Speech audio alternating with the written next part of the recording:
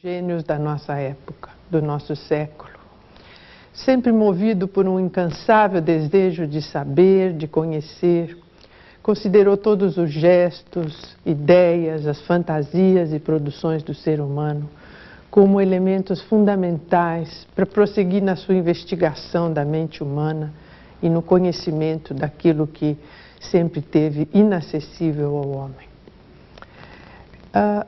No começo do seu trabalho, Freud criou o que conhecemos como o grupo de reunião, a Sociedade das Quartas-Feiras, que era uma espécie de laboratório para novas ideias.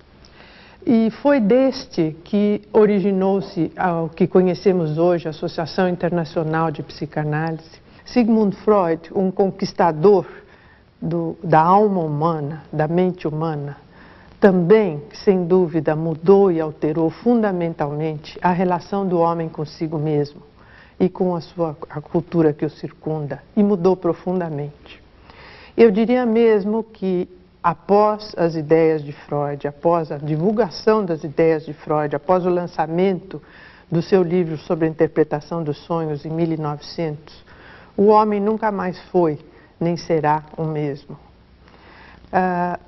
Parafraseando um pouco o próprio Freud, eu diria, descobrimos que não somos os donos de nossa própria morada, descobrimos que não controlamos o nosso próprio eu, e isto constituiu-se, e até hoje ainda se constitui, numa espécie de revolução que trouxe à tona todo o impensável, todo o imaginável, e propôs novas formas para que a gente pudesse pensar toda a questão dos afetos, dos sentimentos, toda a sexualidade e todo nosso relacionamento humano enquanto indivíduos na cultura, na sociedade. Vamos ver agora um filme, me parece um precioso filme, A Invenção da Psicanálise, a partir de suas origens. I started my professional activity as a neurologist, trying to bring relief to my neurotic patients. I discovered some important new facts about the unconscious. Out of these findings grew a new science, psychoanalysis. I had to pay heavily for this bit of good luck. Resistance was strong and unrelenting. In the end, I succeeded, but the struggle is not yet over. My name is Sigmund Freud.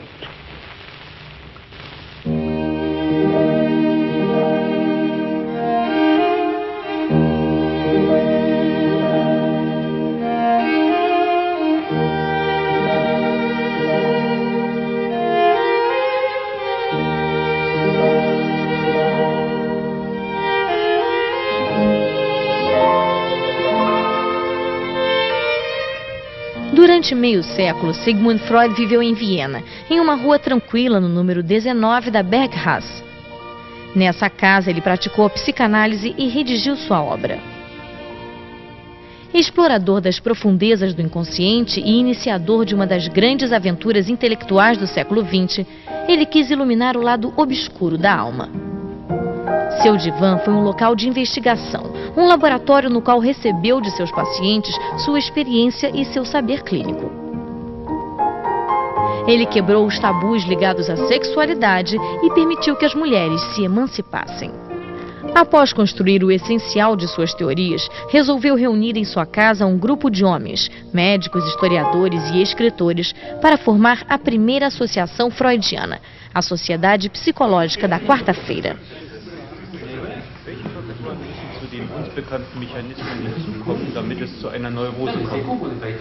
A primeira sessão teve início em outubro de 1902, às 21 horas em ponto. Começou o ritual: café, charutos e bolinhos.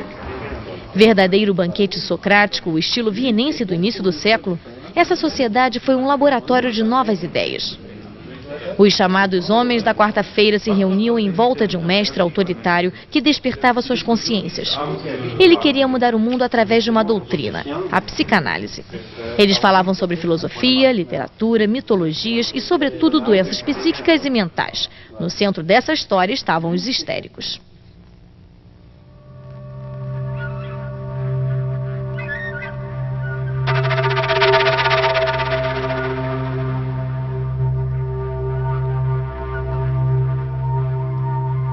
No hospício da Salpêtrière, antigo arsenal construído no reinado de Luís XIV, as loucas eram isoladas no setor especial das incuráveis e acorrentadas. Eram abandonadas seminuas em meio às imundícies. Através das grades distribuíam-lhes comida, sopa fria e dejetos. As histéricas cuidavam das companheiras simulando perfeitamente sua doença. Possuíam a mania de encenar o sofrimento alheio. Elas tendiam ao riso, às tragédias e às lágrimas. Exibiam a loucura do mundo e a miséria do povo.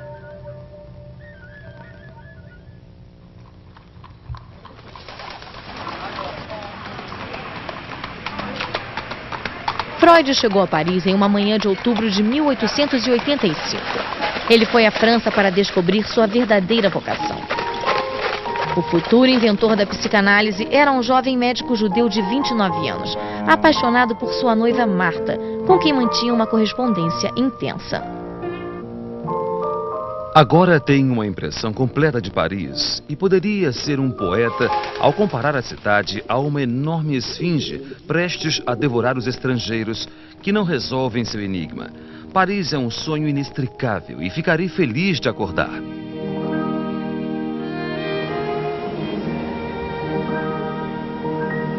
Freud foi a Paris para assistir às aulas clínicas de Jean-Martin Charcot, o maior neurologista da época. Nascido em 1825, de família modesta, ele exercia seu talento no hospício da Salpêtrière. Ele tinha o apelido de Napoleão das Histéricas.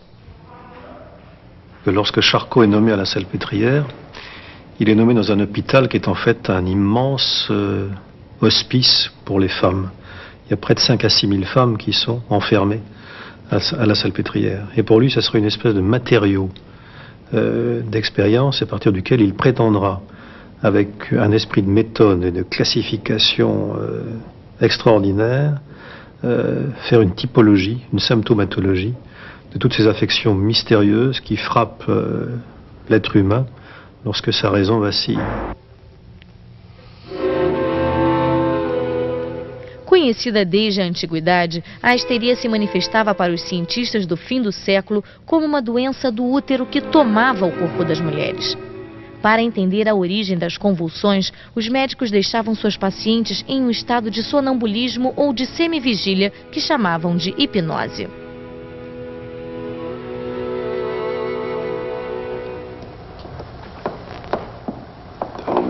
Rapprochez, ma sœur, rapprochez. Voilà.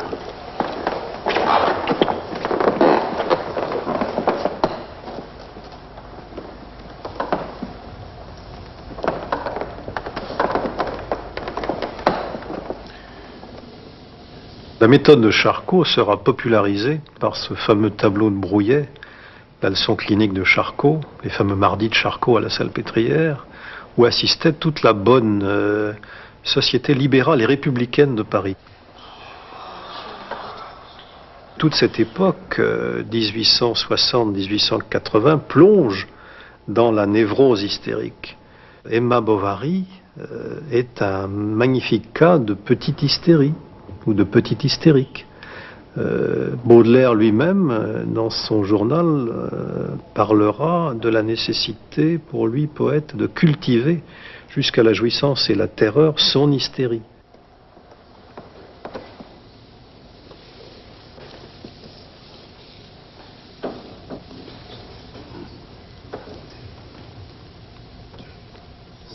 Charcot adormecia as mulheres do Salpêtrière e fazia desaparecerem provisoriamente paralisias e contrações. Ele usava o hipnotismo para mostrar que a histeria era uma neurose funcional sem ligação com o útero. Assim, ele se recusava a falar em público das causas genitais. Fascinado pelo teatro da histeria, Freud notou que a relação entre o médico e suas pacientes parecia uma história de amor. Ele ficou encantado pelas aulas de Charcot. Marta, minha querida, vou lhe contar em detalhes o que aconteceu comigo. Charcot, um dos maiores médicos e gênios, está demolindo os meus conceitos. Nenhum outro homem teve tanta influência sobre mim.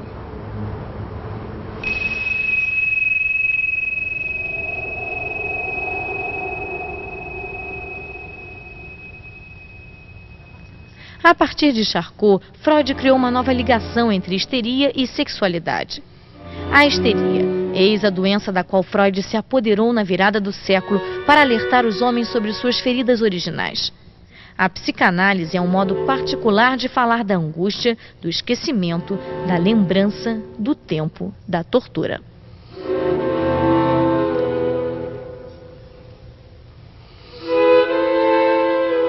No Salpêtrière, o sexo das mulheres falava através das convulsões.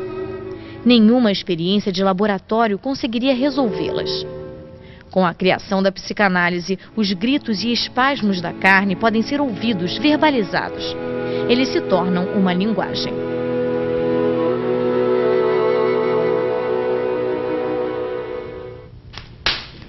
Destruí tudo o que escrevi em 14 anos. Cartas, anotações e manuscritos. Meus sentimentos e minhas ideias foram considerados indignos de existir. Preciso repensá-los. Que os meus biógrafos se torturem. Cada um pode ter uma ideia sobre a evolução do herói. Todos terão razão. Já me regozijo de seus erros.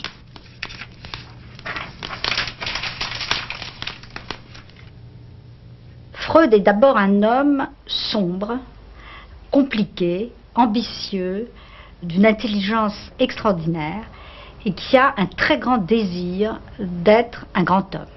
Dès le début, il a envie de faire des grandes découvertes. Je crois que ça n'est pas pour rien qu'il s'est comparé lui-même à un aventurier, à Christophe Colomb, et qu'il adorait les conquérants, Hannibal et Napoléon notamment, c'est-à-dire des conquérants militaires. Freud est habité par un grand désir, non pas de réussir au sens de faire des affaires. Après tout, il vient d'un milieu de la bourgeoisie juive, commerçante, c'est pas du tout ça. Il rêve d'être un homme de science, il rêve d'être un savant et de changer le monde.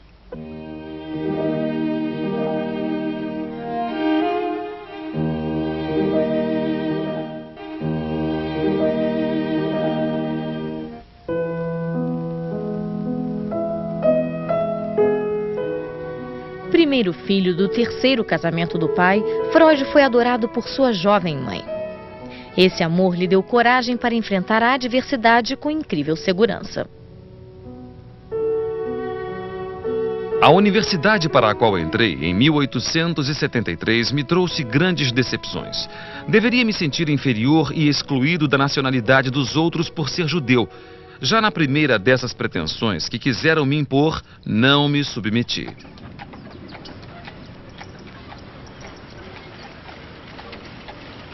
No Instituto de Fisiologia de Viena, Freud conheceu Josef Breuer, um médico judeu especialista em doenças nervosas que viria a ser para ele uma figura paternal. And one day, Breuer told him about this great case, Anna O, that had happened much earlier in 1880, 82, and Freud kept saying, "Tell me more, tell me more, tell me more." And it turned out to be an intelligent young woman who had very severe, what later came to be called hysterical problems. She forgot her own language. She refused to drink water out of her cup. She had paralyses, which were hysterical paralyses, and all of this was very odd. Anna O, ou Berta Pappenheim, era uma jovem da burguesia vienense. Ela tinha 20 anos quando surgiram seus primeiros problemas.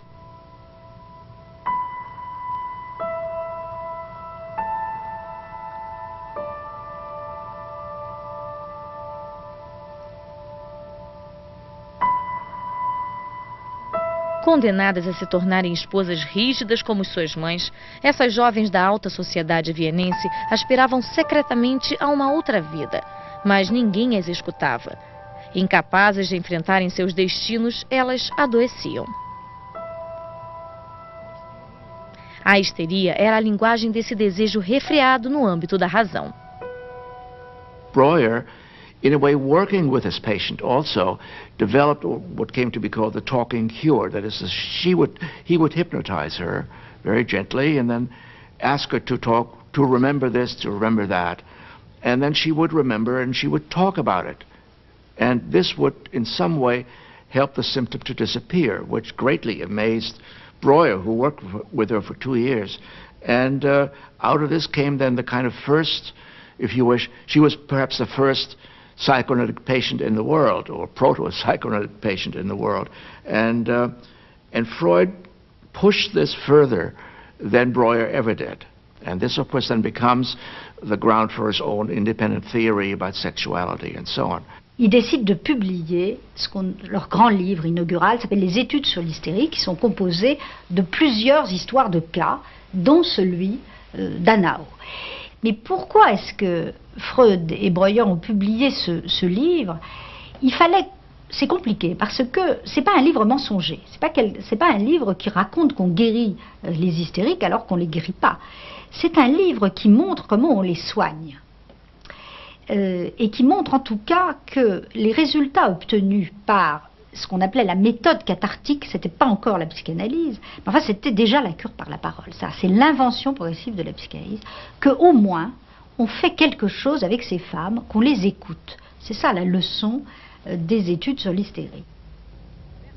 Berta Pappenheim não foi curada, mas se engajou em uma vida militante a serviço do sionismo e da causa das mulheres.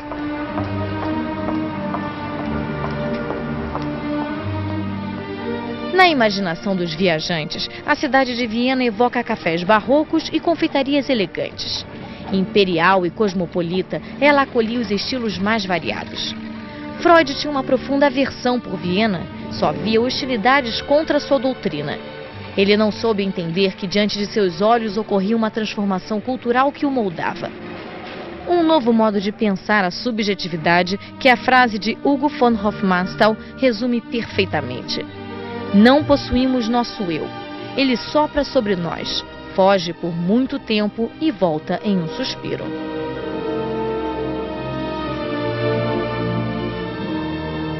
No outono de 1886, instalei-me como médico em Viena e casei-me com aquela que me esperou por mais de 4 anos em uma cidade distante. Quando Freud abriu seu consultório particular, tratava essencialmente mulheres da burguesia vienense que sofriam de neuroses, doença dos nervos, neurastenia, histeria. Foi em 1889 que uma paciente, Fanny Moser, ordenou que Freud se afastasse dela e não se mexesse. Não fale comigo, não me toque, escute-me, disse ela. Abandonei a hipnose e mantive a posição deitada do paciente em uma cama atrás da qual eu ficava sentado, de modo a vê-lo sem ser visto por ele. Il invente le divan. Il se retire pour que la parole, pour que ce soit la parole qui devienne l'acte thérapeutique elle-même. Il n'y a plus rien, il n'y a plus de magnétisme, il n'y a plus d'hypnose, il n'y a plus de regard, il n'y a plus que la parole. C'est beaucoup plus intéressant que d'aller chercher dans l'inconscient endormi. Et donc les patients prennent l'habitude de raconter leurs souvenirs d'enfance, leurs fantasmes, etc. Exaltado com suas descobertas, Freud deixava o paciente falar livremente. Ouvindo essa fala caótica, atribuiu à sexualidade uma posição fundamental. Ela determina a vida psíquica.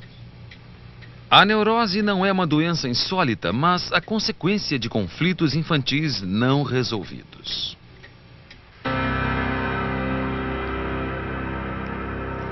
Essa compreensão das neuroses ocorreu quando Freud conheceu um médico berlinense, Wilhelm Fliess, que se tornou um amigo indispensável. Fliess had very strange theories. He was a specialist, ear, nose and throat specialist, and he believed that the role of the nose, or catarrh of the nose or something, would be some crucial influence on sexuality. and help in the prognosis as well as diagnosis. Freud went along with this and exchanged ideas with him. Et Freud va avoir un amour fou pour cet homme, qui est un peu son alter ego pendant des années, avec lequel il correspond. On a appelé ça la naissance de la psychanalyse, parce qu'à travers toutes ces lettres, c'est l'époque où il élabore toutes ces théories, la bisexualité, la théorie de la séduction, sa première théorie de l'appareil psychique. Todas as noites, entre 23 horas e 2 da madrugada, imagino, transponho, adivinho. Tudo ferve dentro de mim e aguardo novas. Meu caro Wilhelm, talvez descubramos oceanos. É em sua intenção que relato todos esses fatos. Sabemos que a neurastenia se deve a uma sexualidade anormal, mas defendo a tese de que a neurastenia é apenas uma neurose sexual. Wilhelm Fliess vivia em Berlim. Freud e ele se encontravam regularmente para longas conversas que chamavam de congressos. Trocavam ideias e pacientes também. Através dessa relação passional, Freud adotou muitas teorias extravagantes. Foi se enganando e corrigindo seus erros que ele construiu suas principais hipóteses. Já lhe revelei oralmente ou por escrito o grande segredo clínico. Ainda estou abalado e quase certo de ter resolvido o problema da histeria e da neurose obsessiva, encontrando a fórmula do choque sexual e da volúpia sexual infantil. Quand par exemple il élabore sa théorie de la séduction, c'est-à-dire quand il pense que à l'origine de toute névrose, il y a un traumatisme réel. Ça veut dire les enfants ont subi des traumatismes sexuels réels dans leur enfance. Que fait Freud? Il ne se contente pas d'être un homme de laboratoire qui va faire des recherches comme sur des grenouilles. Il se dit mais ça a pu m'arriver à moi. Donc Freud va être habité par une interrogation sur lui-même. Je crois que c'est ça, la grande force de la psychanalyse et de Freud, c'est que au lieu de considérer le malade et le patient comme un objet à étudier de l'extérieur, il passe d'abord par une analyse de lui-même pour savoir s'il n'a pas vécu lui-même la même chose. Os cientistas do fim do século atribuíam grande importância à sexualidade. Primeiro, Freud acreditava que toda neurose tinha como origem uma sedução real vivida na infância, estupro ou carícias. Depois, rejeitou a hipótese de uma corrupção natural da sociedade. Abusos e violências existiam nas famílias, mas a sedução não dava conta do imaginário sexual de cada sujeito. Então, Freud criou a teoria da fantasia.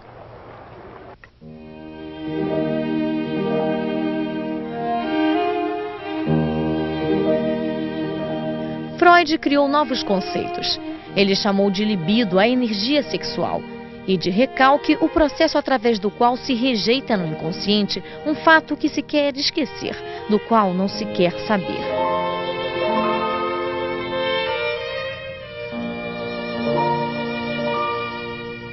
No inconsciente, nada termina, nada passa, nada é esquecido. Ontem enterramos meu velho pai, que morreu no dia 23. Até o fim, ele foi o homem incrível de sempre. A morte de seu pai o levou a um intenso trabalho de busca em seu passado. Ele começou a sua autoanálise. Apreciador de antiguidades e de culturas distantes, Freud colecionava objetos. Essa paixão arqueológica o arrastou até as antigas civilizações e revelou que o destino de cada homem está ligado ao da universalidade humana. Cercado por suas estatuetas, figuras romanas, chinesas, gregas, egípcias, ele analisava os sonhos de seus pacientes e os seus. Ele os interpretava como alguém que decifra um idioma desconhecido. A interpretação dos sonhos. Nesse livro magistral que abre o século XX, Freud viajou além da consciência e do sono. Longe de ser uma profecia mágica, o sonho no sentido freudiano é a realização de um desejo inconsciente ou reprimido. Nos sonhos, estranhos personagens se misturam a um bestiário fantástico e familiar. Cães parecem lobos, cavalos são iguais a unicórnios, mulheres se assemelham a flores. O sonho é o caminho real que leva para o inconsciente, para a descoberta do que está além da consciência, algo interiorizado no próprio sujeito. Crucial point is that Freud is saying, I am on the trail of a general psychology which would work not for neurotics alone, but for everyone.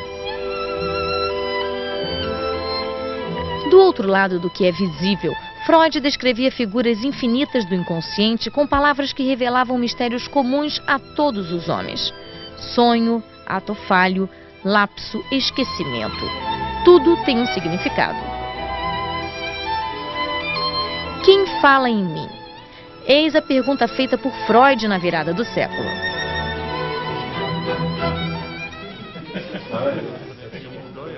O livro dos sonhos marca uma nova etapa na vida de Freud e o início das noites de quarta-feira. Brigado com Wilhelm Fliess por causa de uma história de roubo de ideias, Freud precisava transmitir seu saber. Em volta da mesa oval, o número de homens da quarta-feira aumentava cada vez mais. Como no mundo em que viviam, conflitos os afligiam. O desejo que os levava a entender seus semelhantes já era um questionamento deles mesmos, de sua infância, seus pais, sua identidade. Quase todos eram judeus. Diante do antissemitismo, questionavam sua condição de judeus e o fato de continuarem a ser judeus em um mundo sem Deus nem religião. Um deles, Karl Kraus, era famoso por seus artigos ferinos. Crítico literário e político, fundou um jornal, o Die Fackel, a Tocha, no qual denunciava a corrupção e as ideias progressistas. Tornou-se forte adversário da psicanálise. Um de seus aforismos ficou famoso. A psicanálise inventa as doenças que ela diz curar. Ele também foi adversário do movimento feminista nascente. Dominava a ideia de que se as mulheres saíssem do modelo da família patriarcal, a sociedade seria aniquilada por um vírus de redução dos valores viris. Nada correspondia mais a essa imagem, a esse medo da decadência, do que o longo reinado do imperador Francisco José. Naufragando progressivamente, ele parecia abatido sob o peso do feudalismo de outra era.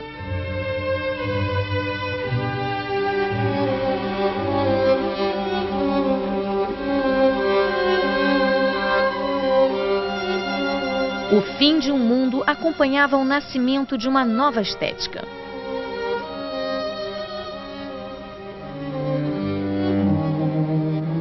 Com outros criadores, Gustav Klimt lançou o movimento da secessão. Começava a modernidade da arte austríaca.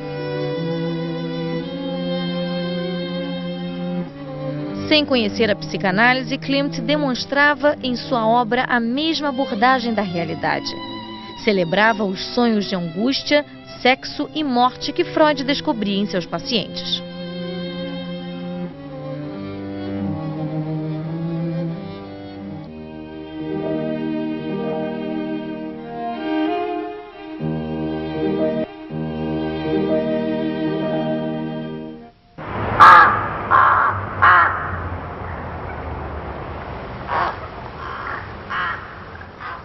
Em 1905, Freud publicou seus 3 ensaios sobre a teoria sexual.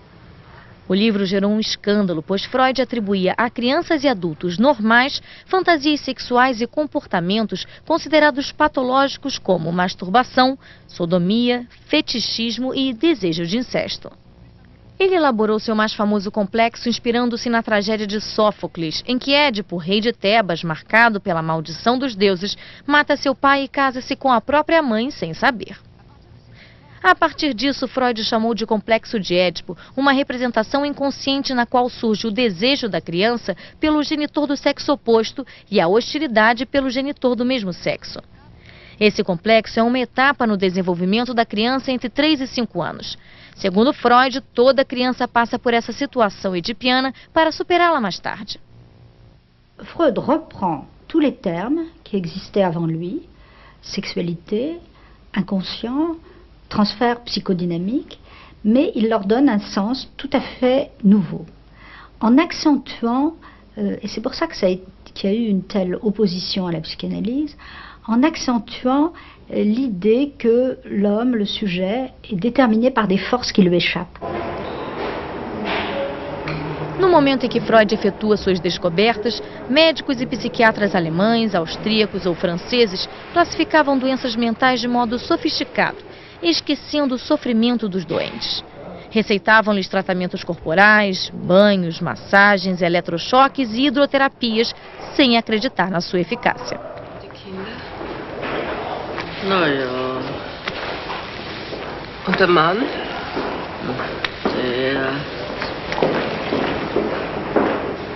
A psicanálise contestava esse niilismo terapêutico, propondo ouvir o paciente e recriando a ideia de uma possível cura.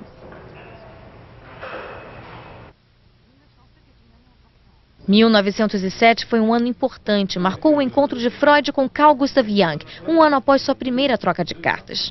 50 anos depois, Jung ainda se lembrava. Oh, well, I just paid a visit to him in Vienna, and then we talked for 13 hours without interruption. 13 hours For without 13 interruption. hours without interruption.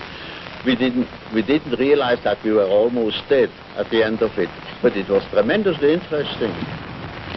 Jung is an ideal figure for him. I've said this in my book very simply. He was not Austrian, he was not old, and he was not Jewish. It was perfect.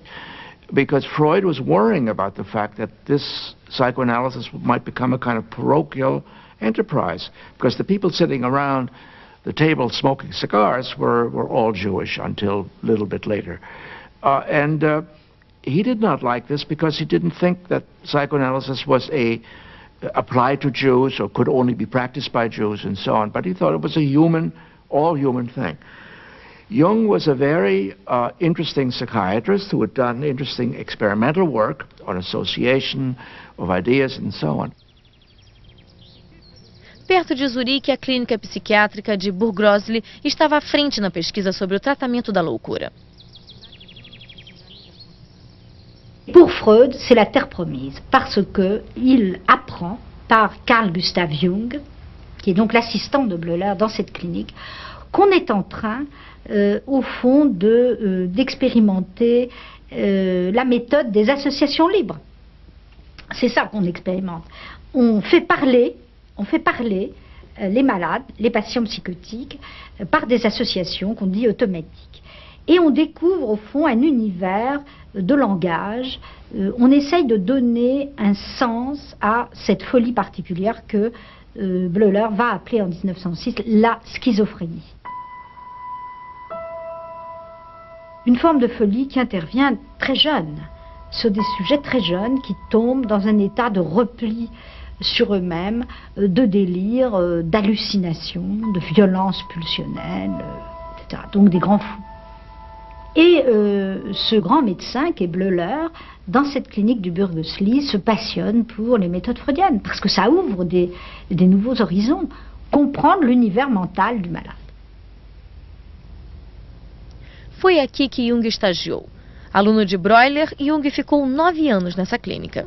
Jung and Freud came to know each other. They wrote steadily, and we have their correspondence, fortunately. And for 3 or 4 years, it all looked very rosy and very, very good until Jung decided, and I would say Jung decided to go a different way and move into Oriental mysticism, religion, and all kinds of other things which Freud simply despised, right? Homem de grande inteligência, Jung era habitado por um mundo feito de introspecção, de busca interior, de interesse pelo ocultismo e religiões orientais. Durante 7 anos, ele entusiasmou-se pelo aspecto espiritual da aventura psicanalítica. Em 1913, se afastou dela. Na verdade, Jung nunca aderiu à doutrina freudiana.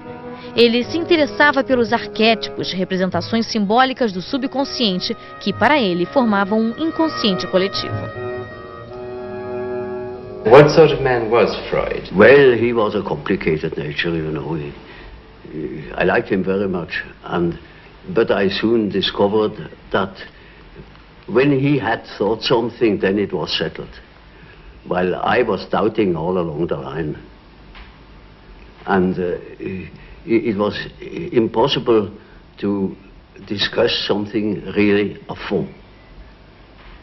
You know, he had no philosophical education, particularly, I was studying Kant, and I was steeped in it, and that was far from Freud. So, from the very beginning, there was a discrepancy. Em pleno Império Austro-Húngaro, Budapeste foi a segunda cidade na história a se abrir para o freudismo. O meio literário e artístico manifestou interesse imediato pelos fenômenos do inconsciente. Entre esses intelectuais, Sándor Ferenczi, psiquiatra, conheceu Freud em 1907 e se tornou o maior psicanalista do movimento freudiano. Alors qu'est-ce qui se passe avec Ferenczi? Il est là à Budapest, il forme autour de lui des psychanalystes et puis il se fait analyser par Freud. Il a des symptômes psychosomatiques et puis il a des problèmes, c'est que il est amoureux d'une femme qui est donc sa maîtresse, qu'il veut épouser, et il l'a en analyse, parce qu'à l'époque on prenait tout le monde en analyse, on ne savait pas encore qu'il fallait des règles, les règles viendront en 1920, après que Freud ait analysé sa propre fille. Mais avant la Première Guerre mondiale, on analyse tout le monde s'analyse entre soi. Et Ferenczi tombe amoureux, prend en analyse la fille de sa femme, enfin de sa future femme, de sa maîtresse, et il tombe amoureux de cette fille qu'il a en analyse. Et il explique à Freud tout ce qui se passe. Et Freud lui dit que c'est du transfert, que c'est pas de l'amour, qu'il doit absolument renoncer à ça. L'idée d'incurabilité et de curabilité habite tout le domaine de la psychiatrie et des maladies psychiques, beaucoup plus que la médecine, parce que c'est vrai qu'en médecine, on arrive à des guérisons des maladies. On arrive à guérir des maladies en médecine, mais dès qu'on a guéri une maladie, il y en a une nouvelle qui ressurgit. Évidemment, c'est pas la même. On n'a plus de syphilis, mais on a le sida. Quand on n'aura plus le sida, il y aura autre chose. C'est-à-dire, la maladie, depuis Bichat, comme l'a démontré Bichat, c'est comme la mort. Ça fait partie du corps biologique. Il y aura toujours des maladies et il y aura toujours une médecine pour essayer de les soigner. Eh bien, la psychanalyse, c'est la même chose. C'est-à-dire, qu'est-ce qu'elle a fait? Elle a guéri l'hystérie des années 1880. Mais alors, qu'est-ce qui s'est passé? Eh bien, les gens, au lieu d'être hystériques, sont devenus dépressifs. C'est-à-dire, les symptômes changent, les maladies changent au fur et à mesure qu'on invente les techniques pour les guérir.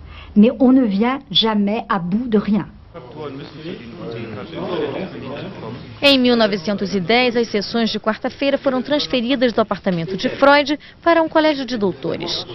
A febre do início se dissipa, torna-se uma academia. 1910 também é o ano em que Freud fundou a Associação Psicanalítica Internacional e pediu que Jung assumisse a direção. O Congresso de Weimar de 1911 reuniu todos os grandes mestres do movimento psicanalítico internacional. Jung era o presidente, apesar das discordâncias cada vez mais claras. 2 anos depois, ele romperia com Freud. Outro homem entraria em cena e seria importante na expansão do movimento: Ernest de Jones, médico britânico nascido no país de Gales. And what struck me most of all about it was, what an extraordinary man he must be, because he seemed to listen to his patients. And I'd never heard of anybody listening to his patients before.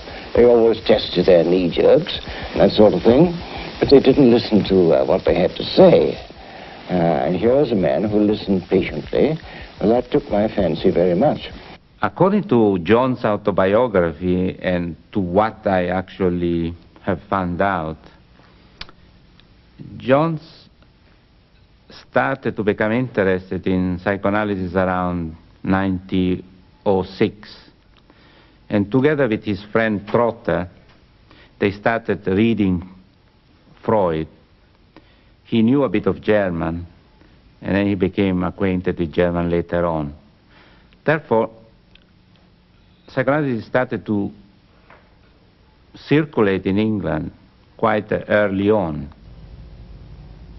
Ernest Jones participou da tradução inglesa da obra de Freud. Em 1911, ele fundou a Associação Americana de Psicanálise e, em 1919, a Sociedade Britânica de Psicanálise. He had a great spirit of tolerance, of open-mindedness, anti-dogmatism. And that's the reason why he could actually allow various schools or various trends at one moment to come in Great Britain. And that is a typical attitude of the, let's say, the empirical approach of British culture at its best. But it's interesting, for instance, that the British society from the beginning was full of non-medical people. A Fitzroy Tavern, em Londres, era o ponto de encontro dos intelectuais ingleses e dos não conformistas. Em volta de Virginia Woolf e de seu marido Leonard Woolf, foi criado o grupo Bloomsbury. Do grupo fazia parte James Strachey, que prende a psicanálise. Aconselhados por Jones, James e sua mulher Alex vão a Viena para serem analisados por Freud. Tornaram-se psicanalistas e dedicaram suas vidas a traduzir a obra completa de Freud. Jones foi o grande organizador do momento, o político do freudismo, o guardião da doutrina. Mais tarde, diante dos Estados Unidos, foi ele que garantiu um lugar proeminente à escola inglesa. Nesse congresso, Freud conhece Lou André Salomé. Escritora alemã, nascida em São Petersburgo, ela seduziu Freud com seu espírito vivaz, sua calorosa humanidade e sua beleza. Foi o começo de uma longa amizade. Elle est à la recherche, au fond, de la modernité et de qu'est-ce que c'est que l'être humain quand Dieu est en train de mourir. Et quand on est replié sur la figure de soi-même. Et par ailleurs, c'est dans sa vie qu'elle veut réaliser les grandes passions. Et Lou va toujours vers ce qu'il y a de plus intéressant sur le plan intellectuel. Elle rencontre Nietzsche quand elle est toute jeune. Et Nietzsche tombe éperdument amoureux d'elle. Et bien sûr, elle ne devient pas sa maîtresse. C'est pas du tout ça qui l'intéresse. Et elle décide pendant un certain temps de vivre avec les hommes dans des amitiés platoniques, de façon à recréer elle aussi une sorte de banquet platonicien des idées. Et quand elle arrive à Vienne, c'est avec la ferme intention de s'initier à la psychanalyse. Elle a trouvé dans la psychanalyse, au fond, la doctrine qu'elle cherchait. Et à partir du moment où elle va rencontrer la psychanalyse, elle devient psychanalyste et elle cesse d'écrire des romans.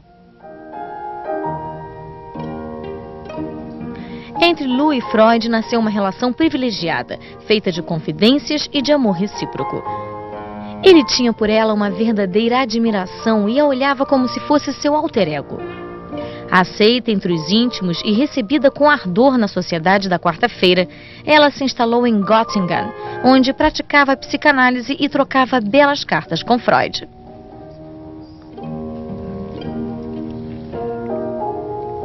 Cara Lou, senti a sua falta ontem à noite na sessão. Acostumei-me a sempre dirigir a palavra a uma determinada pessoa do meu círculo de ouvintes. E ontem não parei de fixar, fascinado, aquele lugar vazio que lhe reservamos.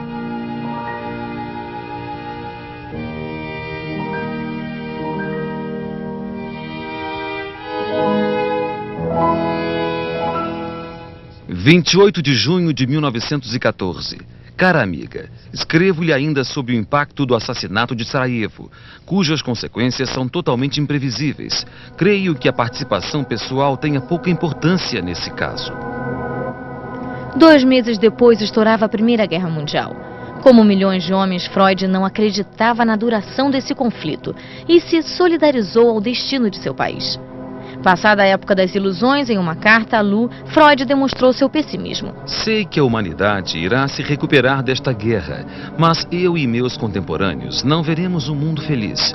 E o mais triste é que tudo acontece como a psicanálise poderia ter previsto a partir do seu conhecimento do homem e de seu comportamento.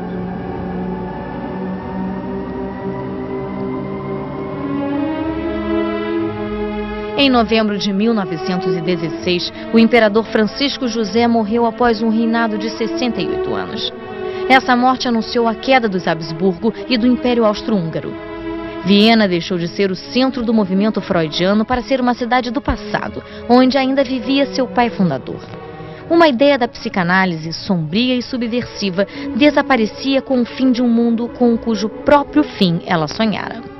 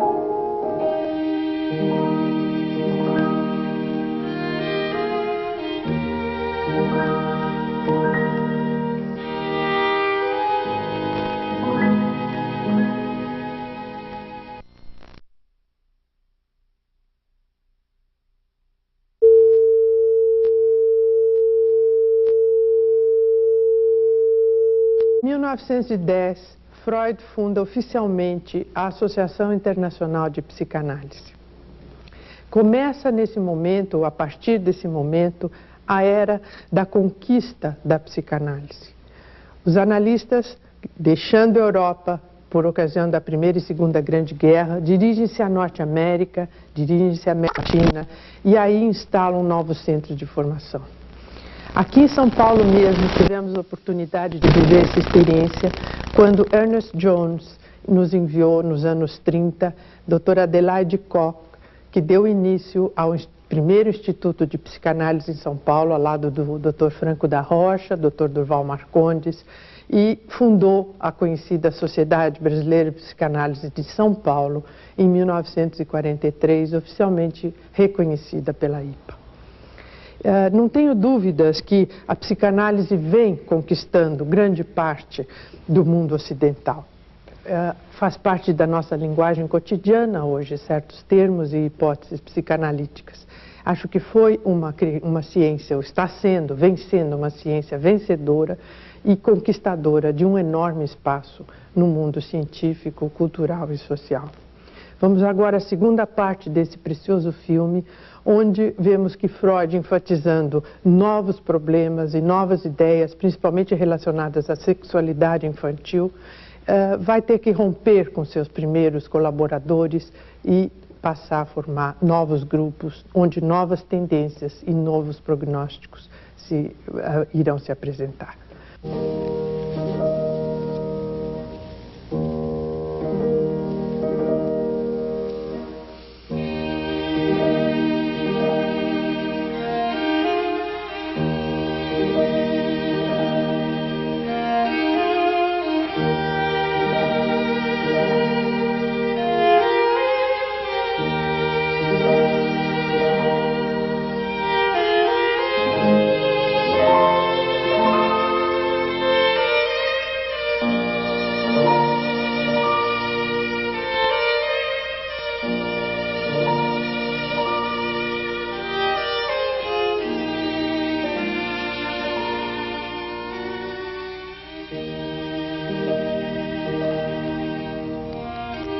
Quando estoura a Primeira Guerra Mundial, Freud elabora uma parte essencial de sua doutrina. Combatendo o niilismo terapêutico do fim do século, ele mostra o papel fundamental da sexualidade na gênese das neuroses. Tornando-se um profissional reconhecido, afasta-se dos amigos do princípio. Joseph Breuer, Wilhelm Fliess e um de seus preciosos parceiros, Carl Gustav Jung. Cercado de seus fiéis discípulos, Sándor Ferenczi, Ernest Jones e Karl Abraham. Ele funda o movimento psicanalítico internacional que conquistará o mundo.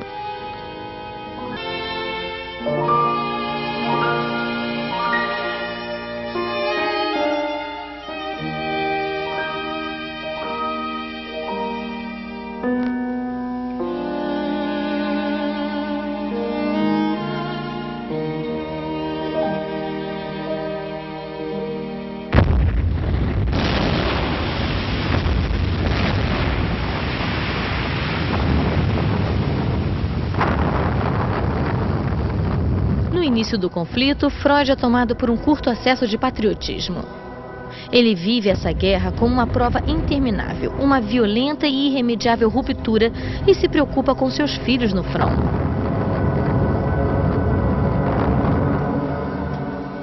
Ele tem poucos pacientes, mas continua sua obra e dá conferências na Universidade de Viena diante de um público cada vez maior.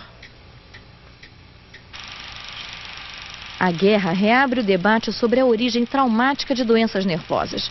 Psiquiatras são chamados para detectar os impostores que queriam fugir da luta. Usam tratamentos elétricos ou hipnóticos para curar paralisias e pânicos causados por granadas e canhões.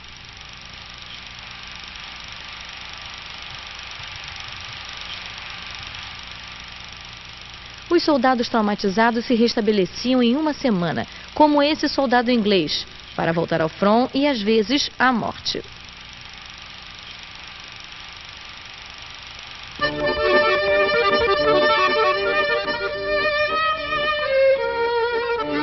Ao fim da Primeira Guerra Mundial, o quadro da psicanálise se transforma. Escritores e intelectuais vienenses parecem ter perdido a sua identidade.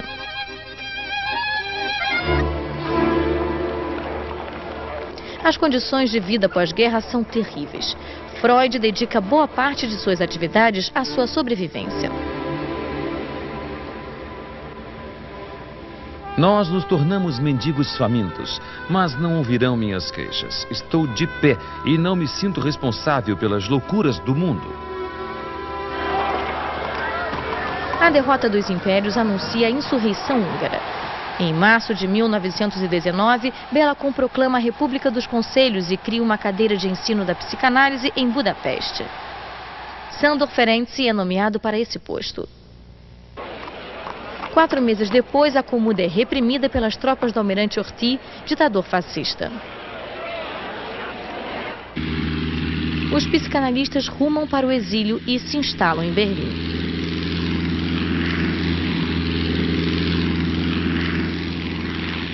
Durante os primeiros anos da República de Weimar, Berlim, onde já existe uma tradição psiquiátrica, se torna um laboratório propulsor para a psicanálise. A capital alemã recebe a vanguarda do movimento psicanalítico mundial.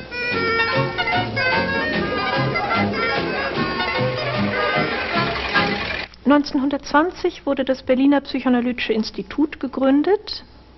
Max Eitingon war der Besitzer, würde man sagen. Er hat es finanziert und hat es zusammen mit einer Poliklinik, die 1920 dann errichtet wurde, zu einer Ausbildungsstätte werden lassen, die dann auch durch die erzwungene Immigration vieler Analytiker während der Nazizeit überall auf der ganzen Welt eigentlich zum Modellprojekt wurde.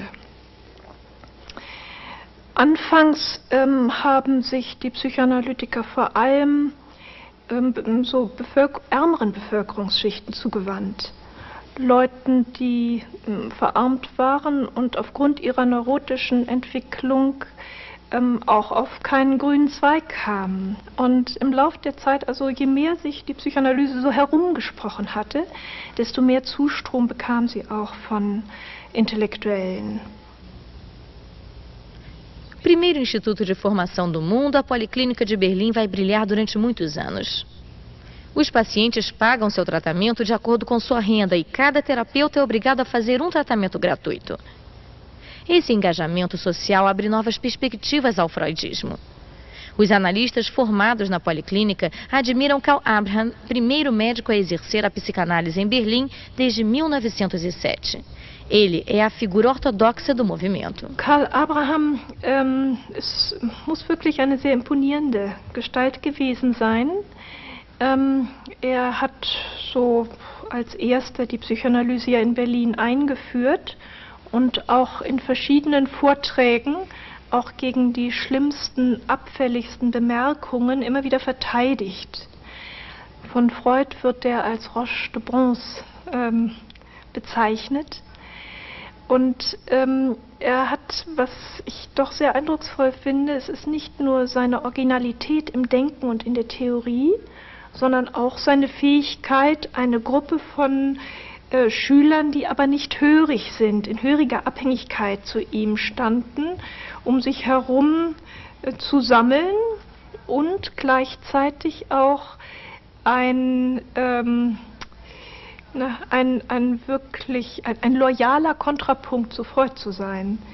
Er war nicht in allen Dingen Freuds Meinung und Freud respektierte das. Entre os vários alunos que ele formou, se tornou famoso. Melanie Klein. Nascida em Viena em 1882, de família judia, ela se casa muito jovem e vai a Budapeste, onde descobre a obra de Freud. Her first analyst was Ferenczi, who actually understood Klein's geniality, and was Ferenczi who actually suggested that he should get interested in analyzing children. And then later on, due again to her personal circumstances, she went to Berlin and she met Abraham there, Karl Abraham, and started an analysis with him. There is a letter that Abraham writes to Freud where he describes the work that Melanie Klein was doing with very small children. And again, it's Abraham who says, well, the future of psychoanalysis will pass through Melanie Klein. What she's doing is something so new. Melanie Klein se afasta da doutrina freudiana clássica, acentuando as relações arcaicas do filho com a mãe. Sua maior rival será Anna, a filha mais nova de Freud e a única a se enveredar pela psicanálise após ser analisada pelo pai. Well, Freud had certain rules about psychoanalysis, yes, and he published these rules in these famous papers on technique. And one rule was you do not analyze anybody who's close to you, like a friend. The idea is that the ideal is to analyze a stranger. It seems as though Freud did not read Freud, because he analyzed his own daughter from 1918 on, which is, from a technical point of view, simply terrible. The two of them were virtually merged. I mean, once Freud discovered that she was brilliant, totally loyal, really indifferent to other men, and that she really, the man in her life was her father, and the woman in his life became his daughter. She became simply his alter ego. Antígona da família, Ana dedica a seu pai uma paixão desmedida. Ela é a sua mais fiel discípula, confidente mais próxima e enfermeira dedicada. Ela se tornará uma líder e amiga de todos os vienenses exilados no mundo. Em 1920, Freud sofre a morte repentina de uma outra filha, Sophie. A querida e encantadora Sophie levada por uma epidemia de gripe.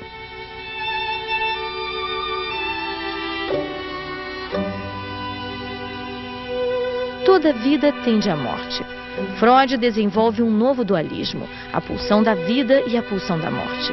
Essas duas forças elementares se confrontam eternamente. Seu livro, Além do Princípio do Prazer, retoma o tema da morte e inaugura a revisão de sua concepção do aparelho psíquico. And then 3 years later he goes on to develop the idea that the mind is divided not only by the drives, life against death, sexuality against aggression, but also almost, if you wish, a geographic division, which you can't quite find, as it were. He draws a little diagram, but the id, which is essentially inaccessible directly. It's as it were, so deeply buried that the only way in which you can get at it is indirectly, by mistakes, by dreams, by symptoms, and so on, which show something bubbling up inside. The ego, which is the id, of course, is totally unconscious. The ego, which is partly unconscious, partly conscious, and the superego, which is also partly conscious, partly unconscious. Now, the superego can be called simply, if you want, the conscience. Although it's a little more complicated than that, but it has some similarities. And the ego is, in a way, the part of the mind which deals with mastery of the world. It's in relation to outside forces. It acts on them. It receives them. It reinterprets them. It organizes the mind, but it is also partly unconscious. So it's not simply what we might call reasonable thinking, although that's part of it. And this division then serves to underscore the fact that mental conflict, which he has always been interested in, that mental conflict is simply everywhere. Because these three agencies, let's say, the id, ego, superego, are very rarely completely at peace with each other. And what you can get is a kind of suspension of hostilities, a truce, but much of the time, let us say, the superego will attack you. It is mostly, if not always, but mostly negative, punitive, is itself a source of feelings of guilt, and so on. Now, this is actually, it turned out, I think, that this idea, plus the idea of the two fundamental forces, which are in opposition to one another, turned out to explain much more about mental operations than before. So in that sense, it's a real gain in clarity. Na estação de Viena, em 1921, muitos americanos e alguns ingleses chegam para encontrar o mestre. Um deles era Abraham Kartner, psicanalista e antropólogo. I mean, Freud came down to meet his new analyst and No. He was coming home from his vacation. And we met him at the railroad station. Let's see. And it was a very cold day. It was only September 25th, but he was dressed up in a fur coat and a slouch hat. And I was rather disappointed because I expected a more imposing-looking man. He was rather short. He was? Yes. He wasn't tall.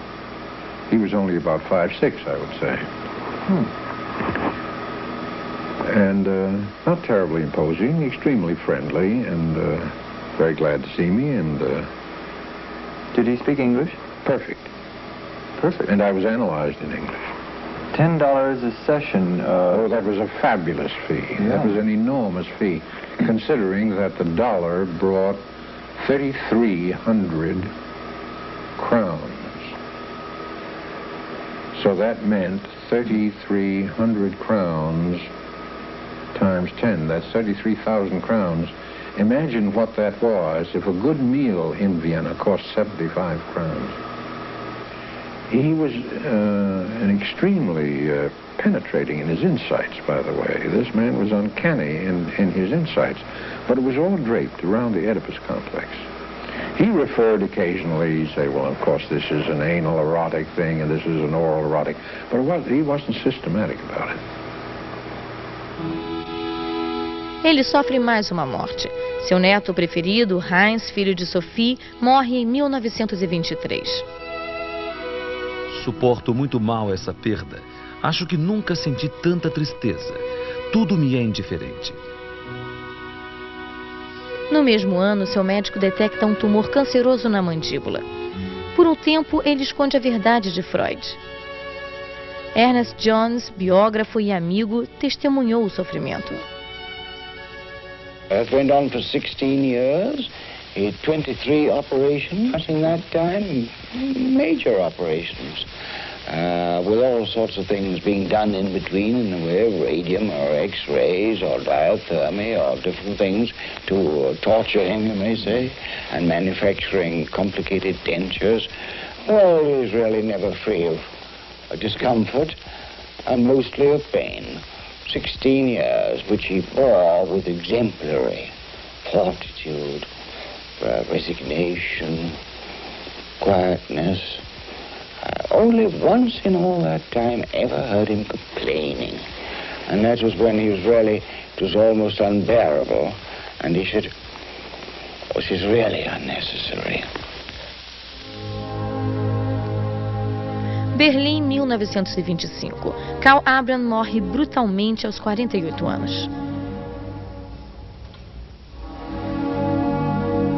Essa morte prematura é sentida como um desastre pelos pioneiros do freudismo.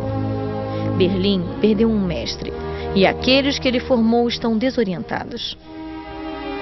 Melanie Klein deixa a Alemanha e vai para Londres, convidada por Ernest Jones para dar conferências sobre sua abordagem analítica. Ela foi a primeira a desenvolver uma técnica de jogos que dá acesso ao inconsciente de crianças de 2 a 3 anos. Observando o modo de a criança brincar, ela decifra seus fantasmas e tenta encontrar a origem das psicoses infantis. À medida que elabora seu sistema, ela situa o complexo de Édipo a partir do 1º ano de vida e não aos 2 ou 3 anos, como supunha Freud.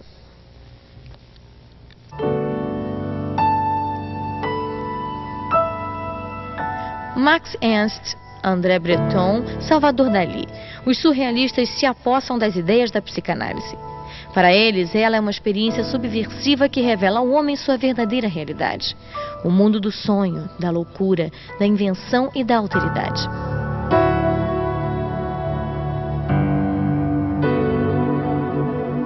Freud a été, je crois, très effrayé lorsqu'il a rencontré Breton, Salvador Dalí encore plus. Pour lui, manifestement, c'était des énergumènes qui utilisaient sa théorie sans l'avoir bien comprise et qui étaient plus du côté de la bouffonnerie ou de la dérision que du côté d'une démarche littéraire ou artistique valide. Encore une fois, Freud est quelqu'un qui reste fidèle à une esthétique très classique et, si je puis dire, goethéenne, d'ordre et de clarté et de lucidité. C'est un homme des Lumières. Donc la déraison surréaliste mise en œuvre lui paraît une aberration totale. A Paris dos anos 20 muda de cara. As ruas são barulhentas, os bares iluminados. É o começo dos anos loucos.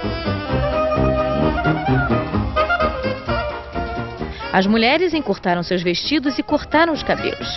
Estoura um novo estilo de modernidade. A psicanálise chega com atraso ao mundo médico francês e aos salões literários. Nascem 2 grupos em 1925 e 1926. A Sociedade Psicanalítica de Paris e a Evolução Psiquiátrica. Seus fundadores são muito mais os heróis de uma aventura do que os teóricos de uma doutrina. René Alendi, Eugénie Sokonica, Henri Codet, Sophie Morgenstern, Adrienne Borel, Rudolf Loewenstein, René Laforgue, Marie Bonaparte, Georges Parcheminet, Paul Schiff, Edouard Pichon. Bisneta de Napoleão e riquíssima princesa da Grécia, Marie Bonaparte vive devorada por seus problemas sexuais e pelo tédio de sua condição de alteza real. Em 1925, ela conhece Freud. Sua análise com ele a tornará uma nova mulher. Freud escreve para René Laforgue. A princesa está fazendo uma bela análise. É uma mulher fantástica e, em grande parte, um homem. Marie Bonaparte põe sua fortuna e seu poder a serviço do movimento e traduz as obras do mestre. Vai com frequência a Viena e se torna amiga da família.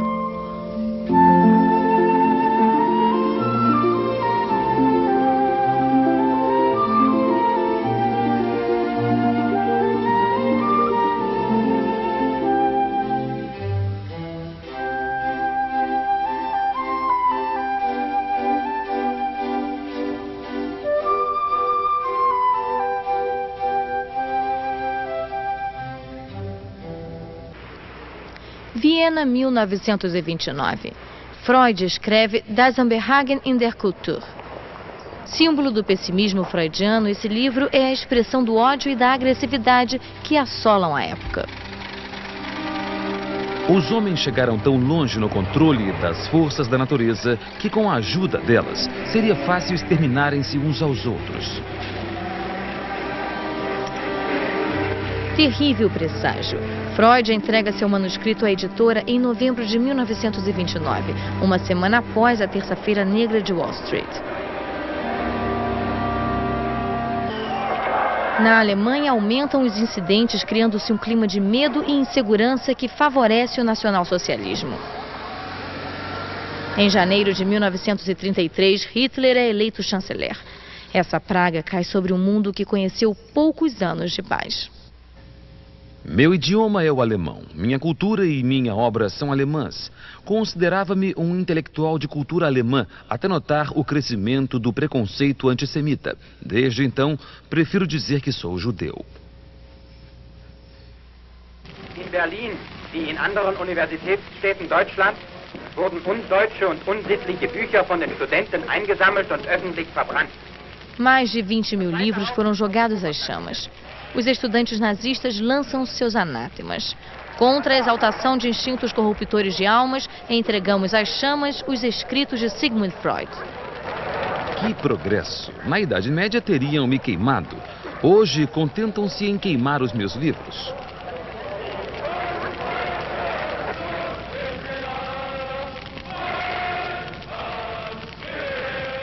Das Trennende waren ja dann die nationalsozialistische Rassengesetzgebung und die Hoffnung der nicht-jüdischen Analytiker bleiben zu können und unterstützt von Jones, der sich dafür einsetzte, dass die Psychoanalyse auch formal in Deutschland bleiben könnte. Und das ging auf Kosten der jüdischen Kollegen. Auf der anderen Seite muss man wirklich sehen, dass Jones also ganz großartige Hilfe denen geboten hat, die Deutschland verlassen mussten. Also er spielte da eine ganz schwer zu durchschauende Rolle.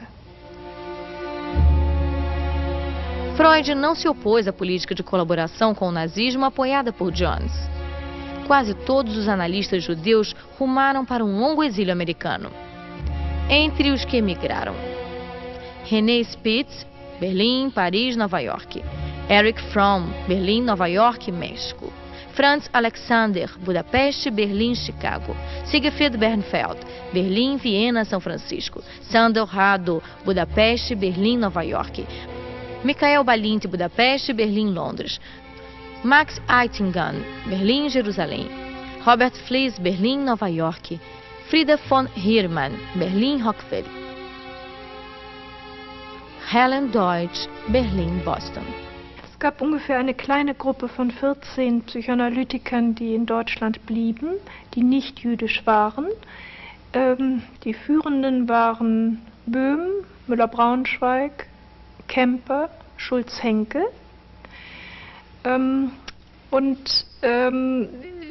Ich möchte mal sagen, gemessen an den emigrierenden jüdischen Psychoanalytikern waren sie wirklich unbedeutend von dem, was sie geschrieben haben, von ihren geistigen Produkten her gesehen. Und es ist schwer zu sagen, aber ich denke, sie hatten einfach da auch eine Chance, sich der politischen Verhältnisse zu bedienen. Sie wären mit diesen jüdischen Rivalen und Konkurrenten nie auf einen grünen Zweig gekommen. A Policlínica de Berlim se torna Instituto Goering, nome do medíocre personagem que a dirige, Matthias Heinrich Goering, primo do marechal e organizador de uma psicoterapia arianizada. Em 1938, o Instituto Goering fica sob a proteção de Hitler. Entre os freudianos que aceitam continuar suas atividades, Felix Böhm contribui para que o homossexualismo seja associado a um desvio. Karl Miller Braunschweig defende a utilidade da psicanálise para o Estado Nacional Socialista. Werner Kemper participa do rastreamento das neuroses de guerra para a Wehrmacht. O Instituto Göring se vangloria de dar tratamento psicanalítico gratuito para pacientes de todas as classes, com exceção dos judeus. Die Terminologie der Psychoanalyse wurde verboten. Man durfte nicht von Ödipus, von Libido sprechen. Es gab eine strenge Sprachregelung. Also, von daher muss man dann wirklich fragen, was ist denn nun noch psychoanalytisch an der erhaltenen Psychoanalyse? Ist denn da noch was, was psychoanalytisch genannt werden kann?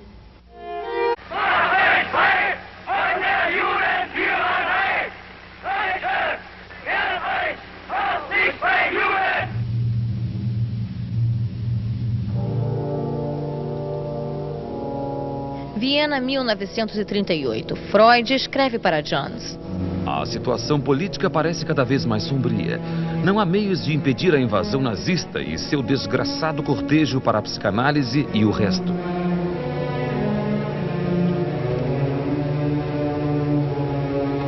Dia 11 de março de 1938, as tropas nazistas invadem a Áustria e rompe a violência antissemita. Instala-se o reino do terror, uma mistura de expurgo ordenado pelo invasor e um terrorismo espontâneo na população local. Caçam os social-democratas e rejeitam cruelmente os judeus. Alguns austríacos se mostram tão ferozes quanto seu mestre nazista. Em sua breve crônica que mantém desde 1929, Freud escreve Finis Austria, fim da Áustria. Seu renome internacional e a atenção dos amigos poupam-lhe o pior, mas seus bens são confiscados e seu apartamento é revistado. Pela última vez, Marie Bonaparte filma Freud em seu apartamento da Bergstraße 19. Mais uma vez, a câmera da princesa filma a coleção de estatuetas e antiguidades. Freud está triste, mas conformado e certo de se separar dessa cidade de que não gostava. A passagem de Ana pela Gestapo o convence definitivamente a partir. Graças à intervenção de William Bullitt, embaixador dos Estados Unidos na França, e ao agrado que a princesa paga aos nazistas, ele deixa Viena no dia 4 de junho de 1938, em companhia da mulher e da filha.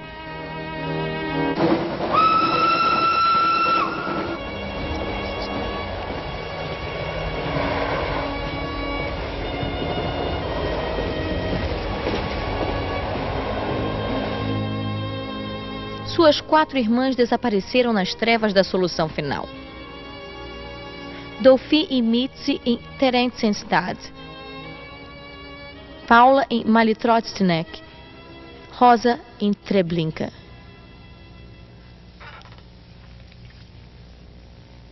Freud chega a Paris no dia 5 de junho. Passa o dia no jardim do hotel particular onde Marie Bonaparte reuniu amigos. Nesse dia, Yvette Gilbert canta para ele.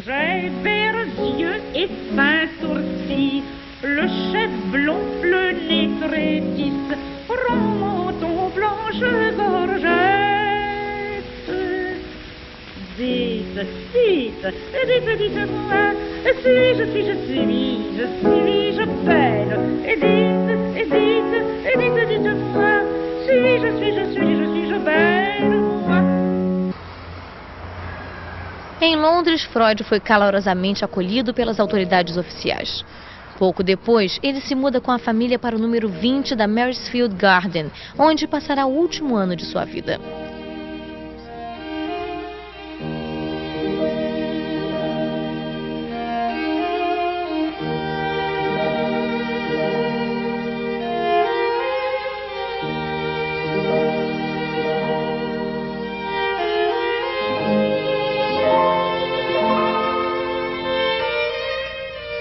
Sempre cercado pelas estatuetas, Freud dedica seu tempo à sua última obra, Moisés e a religião monoteísta.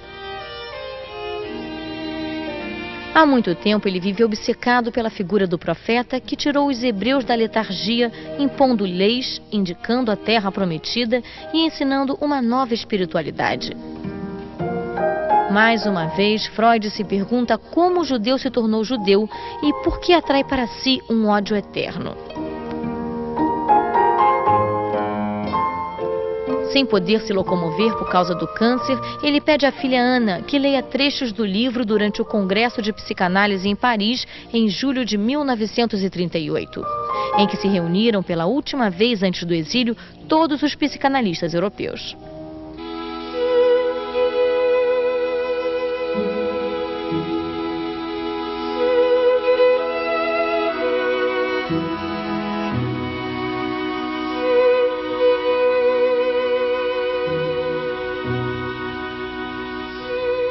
No dia 21 de setembro, Freud pede a seu médico que o ajude a morrer e acrescenta: fale com Ana. Se ela achar justo, acabe logo com isso. No dia 23 de setembro, seu médico aplica-lhe uma última dose de morfina. Foi a sublime conclusão de uma vida sublime, escreveu Stefan Zweig.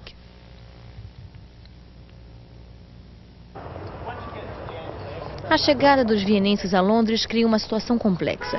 Acentua a rivalidade entre Anna Freud e Melanie Klein sobre a análise de crianças e gera um confronto entre analistas cujas práticas e costumes diferem uns dos outros. Chamam de grandes controvérsias as conversas de 1940 a 1944 entre freudianos de todas as tendências reunidos na escola inglesa. Enquanto bombas alemãs rasgam o céu, as grandes controvérsias continuam. Já que a guerra deve dar à luz um mundo diferente, os ingleses e exilados vienenses explodem as divergências sobre a prática e a formação dos analistas. Ao fim da guerra, a batalha inglesa termina com um acordo entre os diferentes protagonistas. Analisado por James Strachey, formado por Melanie Klein, Donald Woods Winnicott lidera o grupo dos independentes. Pediatra, ele se interessa essencialmente pela infância e pelo modo como ocorre a transição entre o mundo da fantasia e o da realidade. Em 1945, Marie Bonaparte retoma suas atividades na Sociedade Psicanalítica de Paris. Tirânica e voltada para o passado, ela não ocupa mais a mesma posição diante da emergência da nova geração. La France va être très forte à partir de 1945 face à l'école anglaise parce que toute l'Europe continentale est vidée des sociétés analytiques.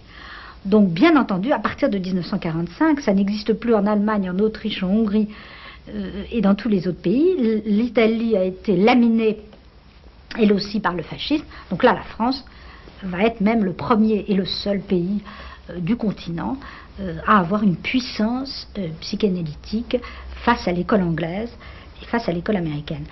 Et c'est ce qui explique qu'elle va conquérir une partie du monde latino-américain.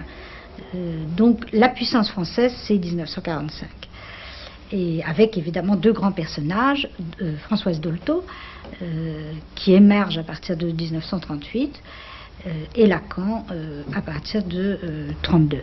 Mais leur parcours, dans l'histoire des générations mondiales de la psychanalyse, ils sont contemporains de Winnicott, donc de ce qu'on appelle la troisième génération psychanalytique, c'est-à-dire ceux qui n'ont pas connu Freud. Psiquiatra de formação, marcado pelo surrealismo e pela filosofia alemã, Jacques Lacan será o último dos grandes intérpretes do pensamento freudiano. Ele fez escola não só na França, mas na Europa e no continente latino-americano.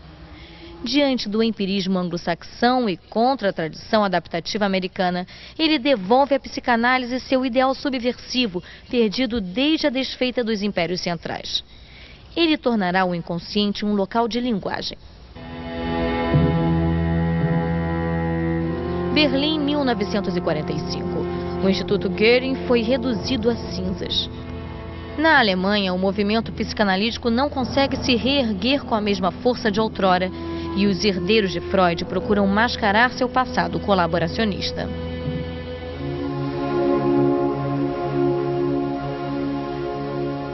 A onda nazista forçou os discípulos de Freud a modificar sua teoria impregnada de metafísica e pessimismo. Eles transformaram a psicanálise em uma teoria americana da adaptação do indivíduo à sociedade. Tornando-se americanos, os freudianos europeus adotaram uma nova identidade. Vencidos e muitas vezes humilhados, eles quiseram se integrar a esse mundo que os acolhia, a América puritana e pragmática. Inventaram novos conceitos que os remetiam à imagem de seu desejo de assimilação e integração. Poliglotas não tiveram dificuldades em falar bem inglês, mas conservaram o sotaque de seu idioma materno como sinal de uma saudade nunca extinta.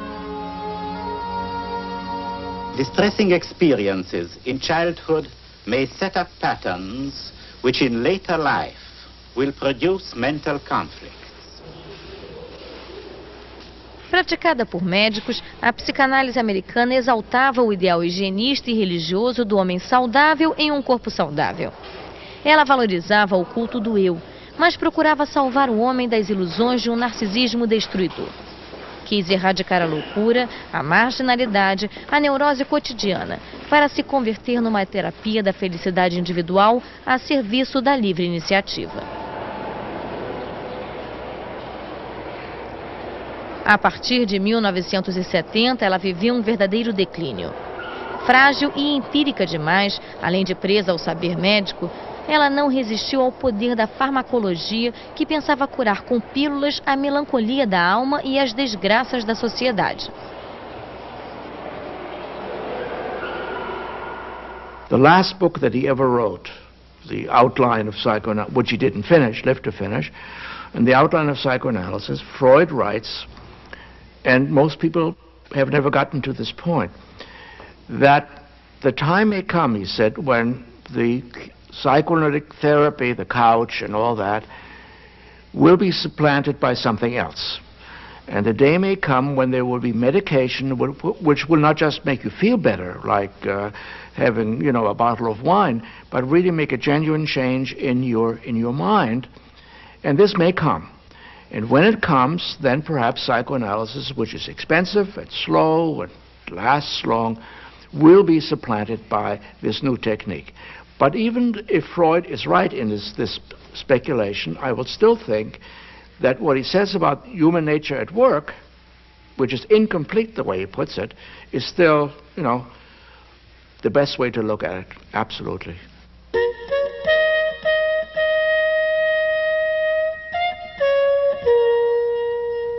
Hoje, a psicanálise perdeu seus mestres e discípulos do período heróico.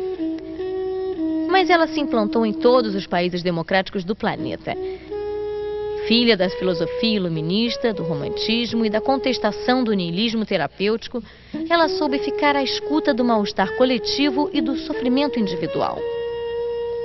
Mesmo assim, ela ainda é alvo de novos ataques.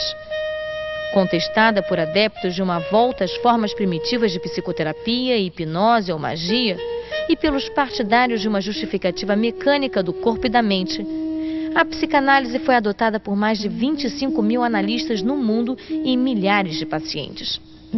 É para eles, para esses analistas anônimos e seus pacientes, que dedicamos este filme.